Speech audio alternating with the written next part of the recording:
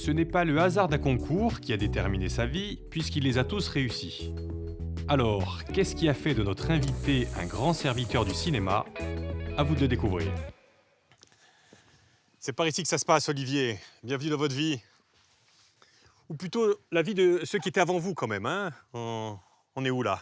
On est au début des années 1950 et la famille, mon grand-père et ma grand-mère reviennent d'Allemagne.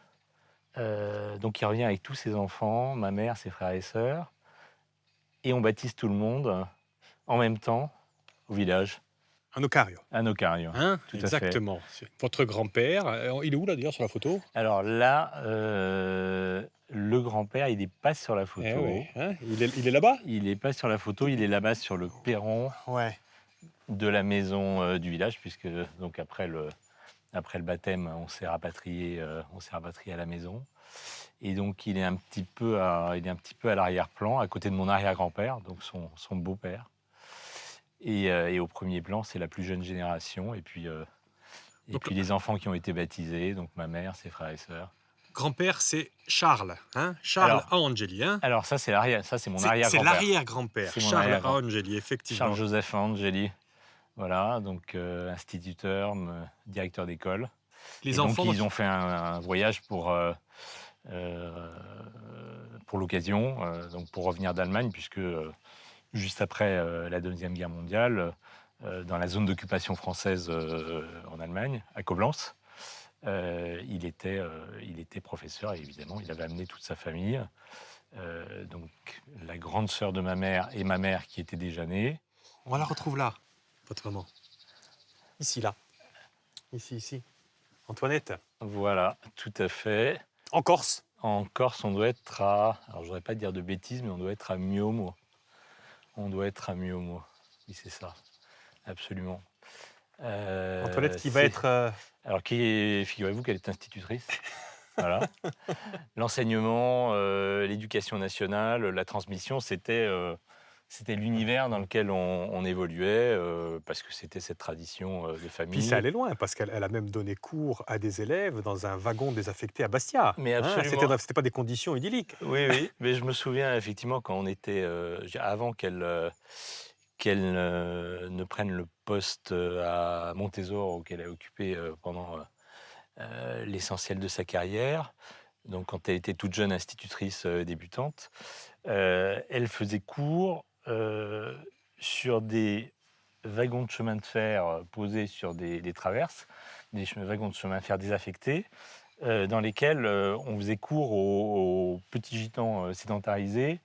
Donc, ça devait être du côté de Casator, je crois. Mais dès qu'elle a 14 ans, elle rencontre lui. Venez avec moi.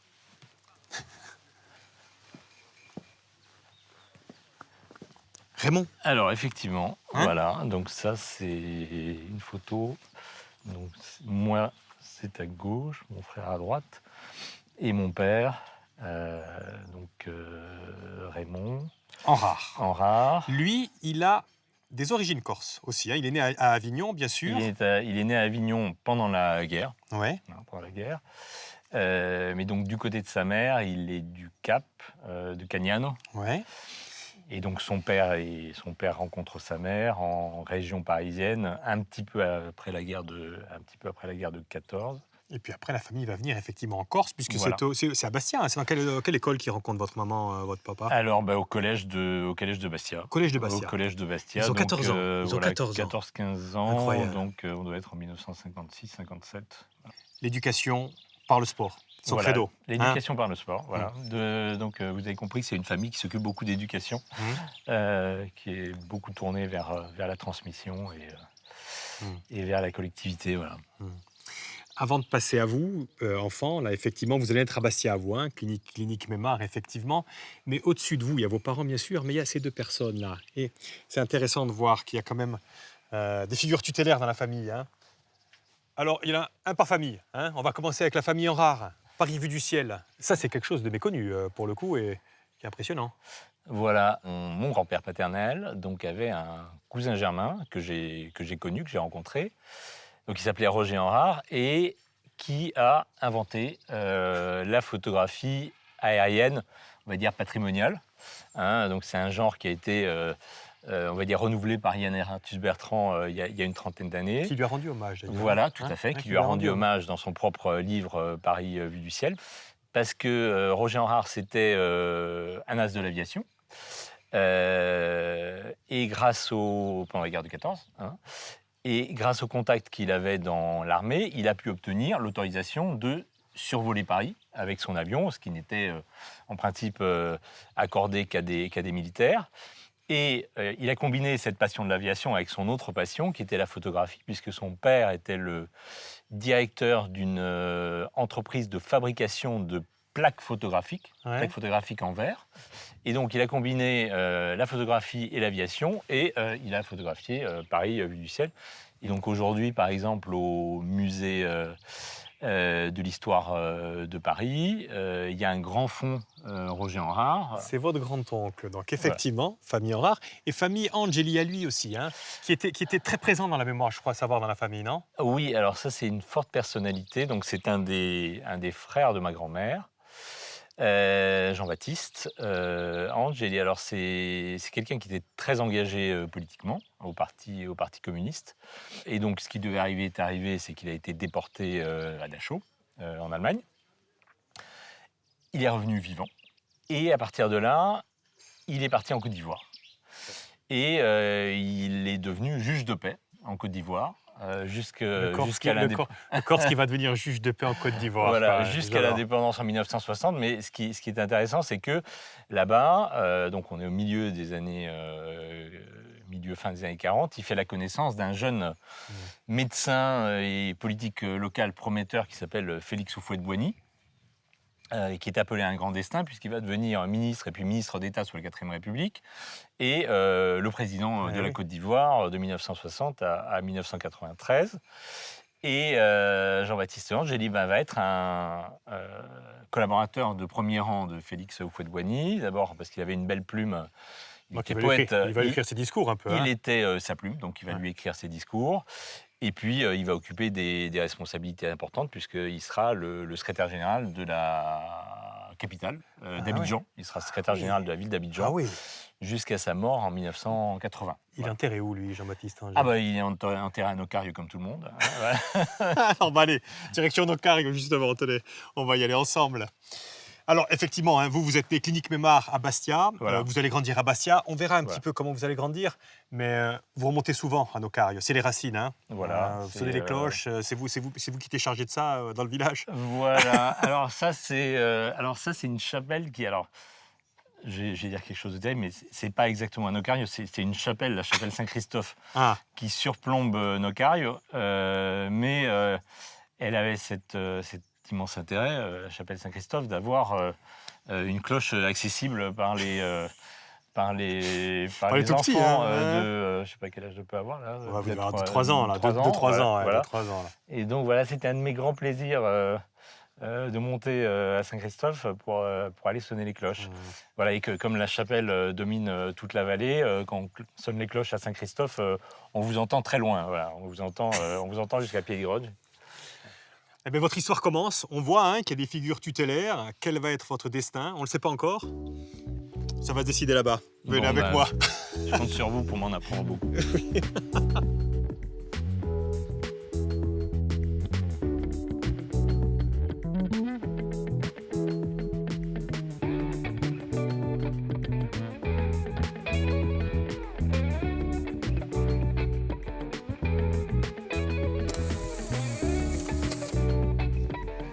Et donc, on va rester où on est bien.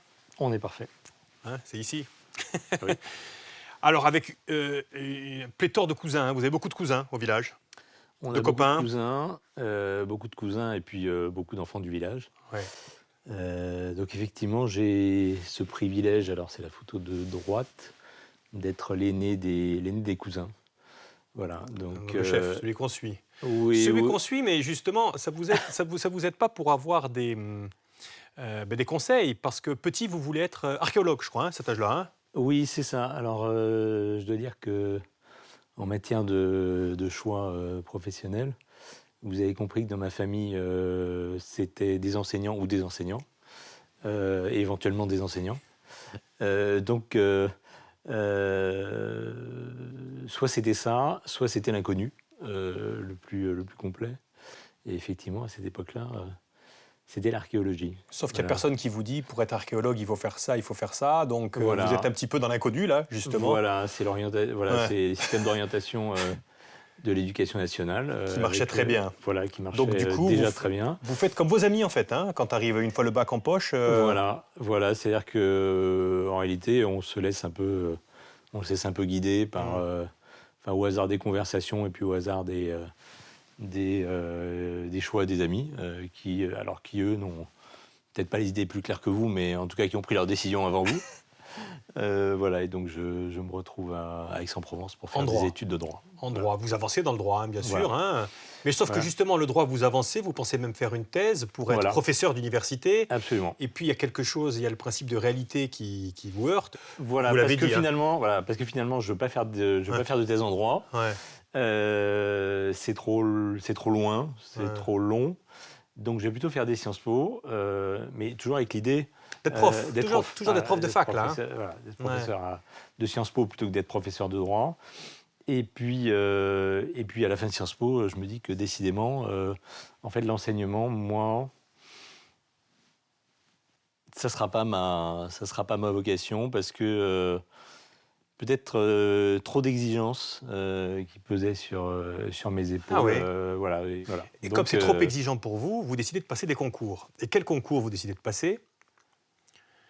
Eh ben, pas les plus faciles, hein. Oui, pas les plus faciles, et en même temps, alors j'avoue que... Non mais, en fait, j'aimerais vous dire que j'ai suivi une trajectoire parfaitement linéaire, que j'avais une idée très précise de ce que je voulais faire dans la vie.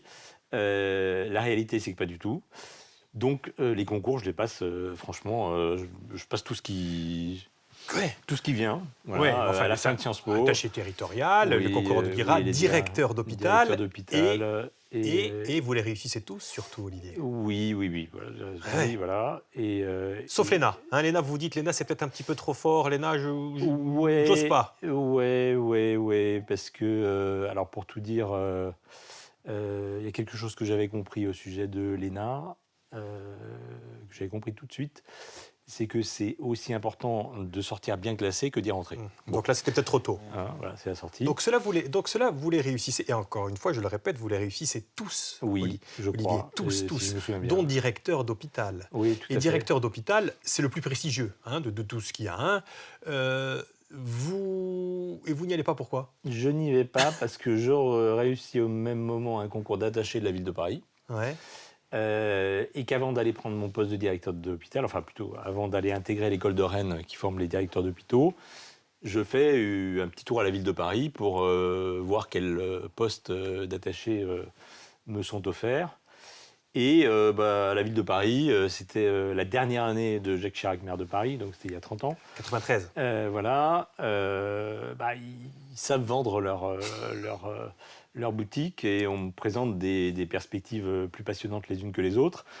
Et puis là, ça m'a semblé. surtout. Alors voilà, effectivement, voilà, donc j'ai eu la chance de pouvoir choisir le poste qui n'était pas le plus désagréable, qui était un poste à la direction des affaires culturelles de la ville de Paris. Dans cet hôtel particulier Voilà, magnifique. Là, hein. au 31 rue des Francs-Bourgeois, à l'hôtel d'Albret. Mais vous allez apprendre quelque chose de fondamental pendant ces 6 ans, pardon. C'est la prise de décision. Comment se prend une décision? Et surtout, comment convaincre? Et ça, c'est deux choses qui vont être très, très, très importantes dans votre vie. Effectivement, d'arriver à identifier où se situent les lieux de pouvoir au sens objectif du terme. C'est-à-dire où se trouve le levier qui va permettre de déclencher une action, et quelle est la personne qui a la main sur ce levier. Voilà. Mais vous touchez vite fait, alors je ne sais pas si c'est votre plafond de verre, mais vous vous rendez compte que vous ne pourrez pas aller plus haut que vous êtes. Alors je ne sais pas si c'est par ambition, mais vous le passez, ce fameux concours. Voilà. Pourquoi? Oui, alors effectivement, il y a une chose que j'avais compris au bout de 5 ans à la ville de Paris, c'est que si je voulais mener à bien des projets plus importants, avoir plus de de gens à convaincre. Plus de latitude pour décider. En fait, il y avait assez peu d'alternatives à l'École nationale d'administration, donc cette école qui n'existe plus, puisque, comme vous savez, elle a changé de nom. Et donc effectivement, j'ai passé ce concours. Alors, vous le passez, vous le réussissez, mais vous l'avez dit, ce qui est important, c'est la sortie, quoi. Voilà, alors j'ai la chance de sortir bien classé. Voilà. C'est quoi, classé? Alors, deuxième. Voilà, exactement. Vous sortez deuxième de l'ENA. Quand on sort deuxième de l'ENA, il y a les plus grands corps de l'État, effectivement, qui s'offrent à nous, et le choix, et vous, votre choix? Voilà, c'est un choix de conviction.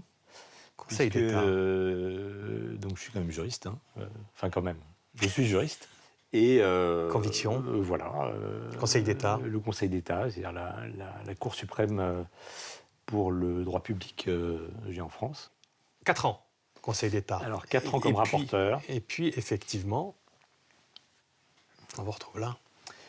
Voilà. Alors... Et là, ça vient subrepticement dans notre conversation, mais ça vient tout aussi subrepticement dans votre vie. Un jour, on vous propose de venir, effectivement, auprès de la ministre de la Culture, qui est Albanel à l'époque.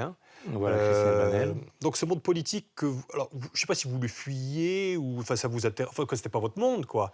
Là, d'un coup, on vous propose d'en faire partie. Alors, en fait, d'abord, on passe un coup de fil. Allô, c'est le cabinet du ministre de l'Éducation nationale. Est-ce que vous voudriez être le conseiller juridique du ministre de l'Éducation nationale? Bon. Je suis au ministère de l'Éducation nationale, donc je me retrouve dans la cour de la rue de Grenelle. Le directeur de cabinet vient de me faire une proposition, et puis je regarde le bout de mes chaussures et je me dis, mais voilà, tout ce que tu as fait depuis 10 ans, c'est pour ne pas être enseignant. Alors, est-ce que tu vas être membre du cabinet du ministre de l'Éducation nationale? Et puis je me dis non. Voilà, donc je décline. Je reviens au Conseil d'État et là, tac, le téléphone sonne une deuxième fois. C'est le ministère de la Culture. Est-ce que ça vous dirait d'être conseiller juridique du ministre de la Culture? Et là, je dis oui, parce que j'y ai vu une façon de marier ma passion pour le droit et la passion pour les politiques culturelles que j'avais développées à la ville de Paris. Exactement. Et puis, il y a le pouvoir, là, parce que j'ai mis la loi Hadopi. Vous faites justement partie de ces gens qui ont permis à cette loi d'exister, la loi Hadopi, sur les droits d'auteur, justement, sur la protection.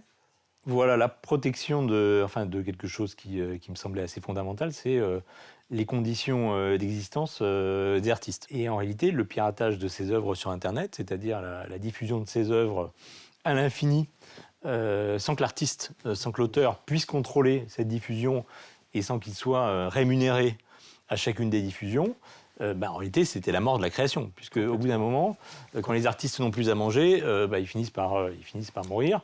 Et puis, une démocratie sans artistes, c'est plus de démocratie de toute façon. Donc, effectivement, voilà. Super loi, la loi Hadopi. Et puis, il y a lui qui vous appelle, Nicolas Sarkozy, président de la République, oui, alors, qui vous appelle à ses côtés, conseiller culturel. Comment voilà. ça se fait, ça? Je me retrouve devant le portail de l'Élysée un dimanche à 7h du matin.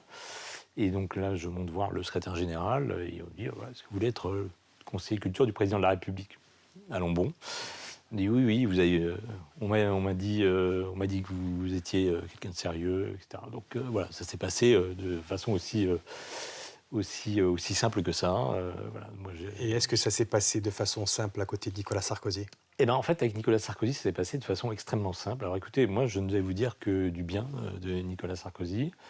C'est quelqu'un qui disait tout. C'est quelqu'un. Alors d'abord, c'est quelqu'un qui, lorsque vous avez passé une demi-heure avec lui, vous comprenez tout de suite qu'il sait faire des choses que vous ne saurez jamais faire. C'est-à-dire qu'il était à la fois capable de s'approprier jusqu'au plus infime détail technique les dossiers que vous lui présentiez et d'en faire quelque chose de complètement différent. Voilà, donc je dois dire que c'était un moment très exaltant de travailler avec lui, parce que vous aviez le sentiment que chaque goutte de sueur que vous versiez sur le dossier, la note, la réunion que vous prépariez pour lui, eh bien, il en tirait un parti qui permettait encore une fois, de faire avancer d'upgrader, quoi. Le char de l'État dans la bonne direction. Et ça va donner ça, justement, toutes vos années, justement. Voilà, donc, on a le casque de chantier, mais le MUSEM, le Philharmonique de Paris, la Philharmonie de Paris, voilà, Louvre-Lens, il y a Énormément Voilà. de choses hein, Donc qui vont naître. des très beaux projets. Ouais. Olivier, on l'a dit, la démocratie, c'est les artistes, et la démocratie, c'est l'alternance aussi. Et arrive 2012. 2012, Nicolas Sarkozy perd l'élection présidentielle. Il va falloir vous trouver du travail à nouveau. Et on ne va pas en parler là. On va prendre l'air. D'accord? Eh ben, prenons l'air. Par là.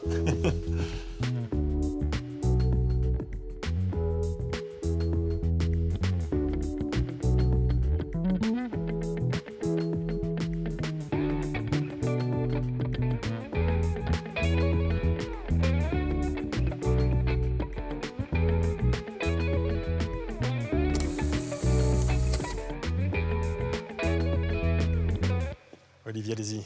Merci. Prenez place. Et donc 2012, alternance. Et même alternance pour vous, vous qui étiez dans le public, on vous retrouve. Dans le privé. Qu'est-ce qui se passe chez SFR? Ça a été une expérience extraordinairement formatrice parce que les réseaux de télécommunications, aujourd'hui, c'est devenu le canal principal d'accès aux œuvres culturelles. Donc, ça n'était pas le même métier que je faisais auparavant. Je m'occupais du fond des œuvres, mais là, je me penchais sur, on va dire, les modèles de distribution, les modèles de diffusion à travers les canaux numériques gérés par cette entreprise SFR. Et puis, c'est votre quotidien, vous, un jour, alors je ne sais pas si c'est le week-end apparemment que tout se passe. Oui, c'est toujours le week-end. C'est le week-end, quand il y a un relâche, on vous appelle pour rejoindre. Alors, c'est pas elle qui vous appelle, Frédéric Brodin, qui est à l'époque la nommée présidente du CNC, Centre national du cinéma et de l'image animée. Et de l'image animée. Voilà. Alors, le CNC, c'est une invention qui date de la libération, de la reconstruction de la France, puisque à ce moment-là, les États-Unis proposent d'effacer la dette de guerre de la France, mais ils mettent une condition, une seule, c'est que la France laisse rentrer librement les films américains dans les salles françaises, puisque auparavant, les entrées de films étrangers étaient contingentées.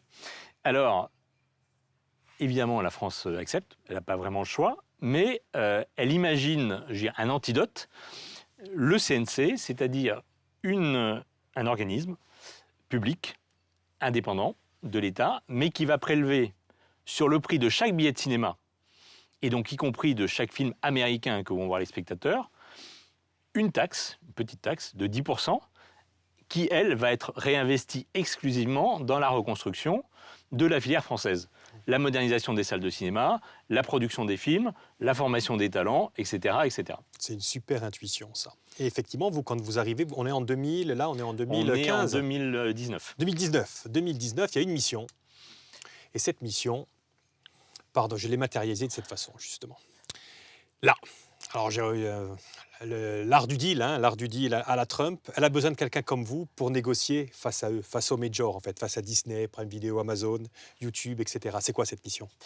Alors, il fallait convaincre les plateformes américaines de deux choses. Bon, d'abord qu'il fallait payer des taxes au CNC, 5%, parce qu'elles y avaient un intérêt. Parce qu'à la fin des fins, je veux dire, cette somme que l'on reçoit, on l'utilise pour compléter le financement, y compris des œuvres de ces plateformes. C'est-à-dire que lorsque Netflix, Amazon ou Disney vont créer des films ou des séries en France, ils pourront compter sur l'aide du CNC. Donc, il a fallu leur expliquer que ça n'était pas... Elles avaient aussi un intérêt, voilà, exactement. Voilà, qu'elles avaient aussi un intérêt. C'est pas un impôt, simplement. Voilà, c'est ce qu'on appelle une taxe affectée. Alors, c'est vrai que juridiquement, c'est de l'argent public, mais c'est un argent public qui est prélevé sur un secteur et qui est entièrement réinvesti dans ce secteur sans que n'intervienne un euro de l'argent du contribuable. C'est-à-dire vous, cher monsieur, la TVA que vous payez, ou l'impôt sur le revenu que vous payez, ou l'entreprise qui vous embauche qui paye de l'impôt sur les sociétés, pas un seul euro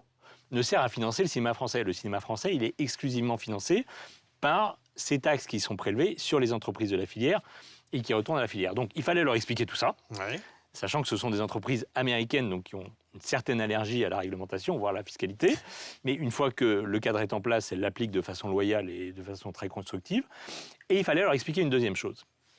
C'est que, en plus de verser cette petite contribution au CNC, totalement réinvestie dans le secteur, elles devaient aussi consacrer un montant déterminé de leur chiffre d'affaires en production française. C'est-à-dire, il fallait expliquer à monsieur Netflix ou à monsieur Disney, qui ont des habitudes de travail et qui ont l'habitude de fabriquer leurs programmes ailleurs que chez nous, que 20% de l'argent gagné en France, à partir du public français, doit être consacré à financer des séries et des films français. 20%. Et vous 20%. avez réussi ça aussi, Olivier. Nous avons réussi ça. Exactement. Nous avons Il y a réussi. derrière du monde, hein, derrière Olivier. Il y a les pouvoirs publics, Chapeau. il y a le gouvernement, il y a le Chapeau. Parlement et il y a toutes les équipes du CNC. Chapeau. Et super. Et c'est la raison pour laquelle j'ai mis ça derrière, effectivement. À la messe du cinéma mondial, hein, le plus grand festival du monde, vous y êtes avec votre femme, Cannes. Ça nous permet justement d'embrayer sur certains chiffres. C'est 800 millions d'euros. 834 millions d'euros en 2026. Exactement. Là, si on a des images de Cannes, c'est pas simplement parce qu'il y a un tapis rouge, c'est parce que, si vous voulez, ce système non seulement nous ménage un marché de plus grosse taille que les autres, donc où on a plus de choix de films, à la fois des fictions, des documentaires, du cinéma d'animation, pour lequel la France est un exemple mondial. Ces films sont vus et ils remportent des succès à Cannes, mais aussi dans tous les festivals du monde. Si vous voulez, aujourd'hui, par exemple, si vous prenez tous les grands festivals de cinéma du monde, c'est-à-dire Venise, Berlin, Cannes, Locarno, etc., vous faites le total des films sélectionnés, un film sur 4 est français. C'est-à-dire cette domination à la fois artistique et en partie économique que la France a aujourd'hui sur le cinéma mondial, elle n'a pas d'équivalent depuis 60 ans. Le cinéma français n'a jamais autant dominé le paysage cinématographique mondial qu'aujourd'hui. Et par exemple, lorsque vous avez un palmarès à Cannes, il y a 8 ou 9 prix. En général, sur les 8 ou 9 prix, 6 ou 7, soit sont des films purement français, soit sont des coproductions, c'est-à-dire c'est des films pour partie français, dont la partie française, le producteur français, a été aidé par le CNC. Donc le CNC, c'est un système qui articule non seulement le financement du cinéma français, mais aussi c'est devenu un hub du cinéma d'auteur mondial à travers nos producteurs français qui travaillent avec les autres cinématographies étrangères. Et du monde, on arrive à Nocario, bien sûr. Voilà, évidemment, le retour. De l'intimité, on va vers l'universel, et de l'universel, on revient vers Voilà. l'intime. C'est le principe de l'émission. Voilà. Nocario, vous revenez de temps en temps? J'y reviens tous les étés. Et même un petit peu plus souvent, là, parce même que vos parents sont un petit peu vieux maintenant. voilà, Ouais. Écoutez, voilà, Il faut s'en occuper alors, aussi. Je ne dirais pas qu'ils ont besoin de moi, c'est moi qui ont besoin d'eux, évidemment. Et je n'y retourne plus seul, puisque j'y retourne Voilà. maintenant avec ma fille, voilà, pour qui c'est devenu C'est important un pour point elle, je crois. d'ancrage essentiel. Essentiel. Ah oui, Essentiel. essentiel, tout à fait. Elle connaît d'autres choses, puisque elle est née à Paris. Mais pour elle, c'est devenu un lieu absolument essentiel dont elle ne pourrait pas se passer. Voilà. C'est elle qui le dit. Hein, voilà. Mais ça sera le mot de la fin, aux nouvelles générations, place aux jeunes. Place aux Mais jeunes. quoi que vous avez encore des défis, vous, j'imagine. Ça sera l'occasion d'une nouvelle émission, parce qu'on n'en a pas fini avec l'histoire du CNC, et on ne sait pas où on va vous retrouver d'ailleurs, plus tard. Allez, venez à côté de moi, Merci. avant que vous alliez reprendre votre avion, parce que vous êtes attendu par ailleurs, vous avez un emploi du temps très très chargé. Pas du tout. Un petit selfie, voilà. Merci. Merci. Infiniment, Olivier. Merci à vous. Merci. Et à une prochaine, tout simplement. Et continuez le combat, hein, surtout. OK? À la prochaine. Au revoir.